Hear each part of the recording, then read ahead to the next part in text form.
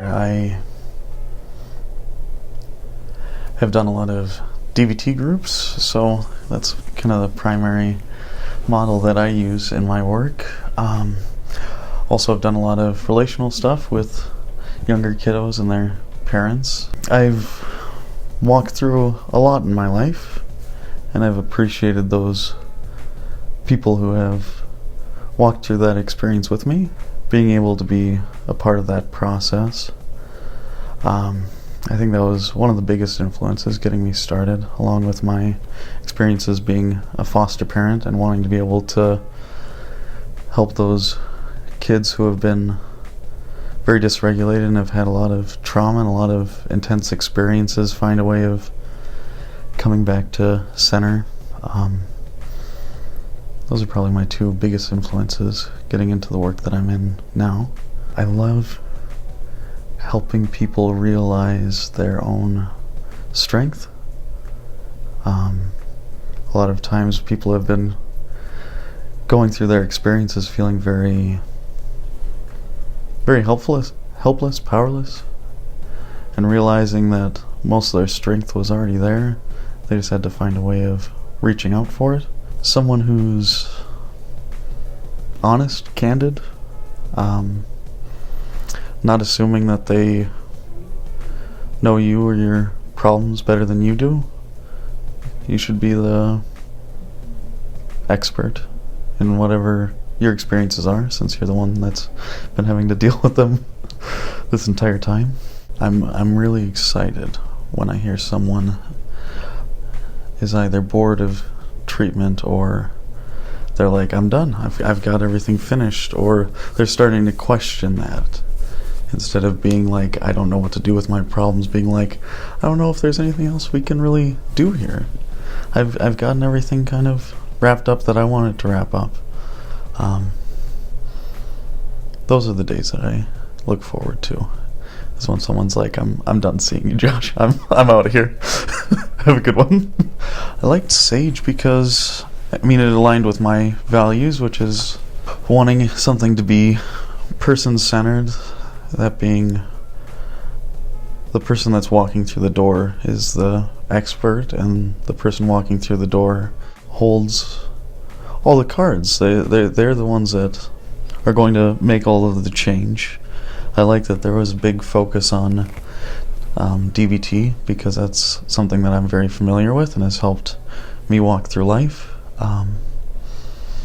And just the general atmosphere as I was interviewing, people were very supportive, and they continue to be supportive as I'm going through this, and they're trying to help me figure out exactly what I'm needing, and it's a good culture here.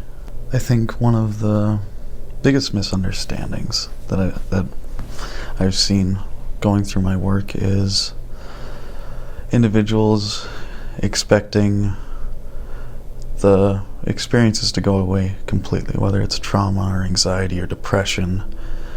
And in my experience, it's more about changing that relationship to those experiences. We're still going to carry trauma. Definitely things become a lot more manageable, and it's not as intense, and you can do beautiful work to make it much more manageable. But I think it's more about trying to shift that overall relationship with our mental health and finding acceptance in what we experience. And that actually is, the majority of the healing, versus being able to take a pill or do X, Y, and Z and then poof, everything's magically gone. We need to relearn how to relate to our experiences. And I think that's going to be the biggest step in change for anyone. Part of what I'm hoping my work is going to be now is working with people in the LGBTQ plus community and alternative lifestyles and everything else. I think one of the biggest problems, or one of the hardest things walking into a therapy appointment, living in any of those populations, is there might be an expectation of you're going to be required to change something.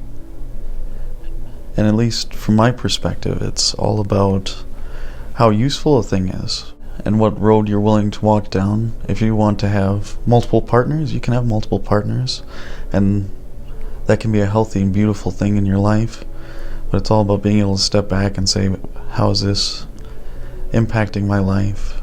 What am I willing to do about it? Am I going to be a champion for these communities and be a part of that? Am I going to be a bit quieter in my life about what I'm experiencing and walking through? But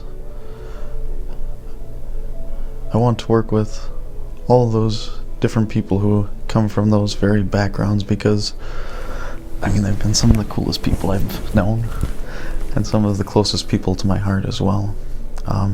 But it is a challenge not being part of the dominant culture and trying to figure out where am I going to pave my own path and say this is what I am going to be, and where I'm going to don a suit and look just normal today, and figuring out where that happy medium is.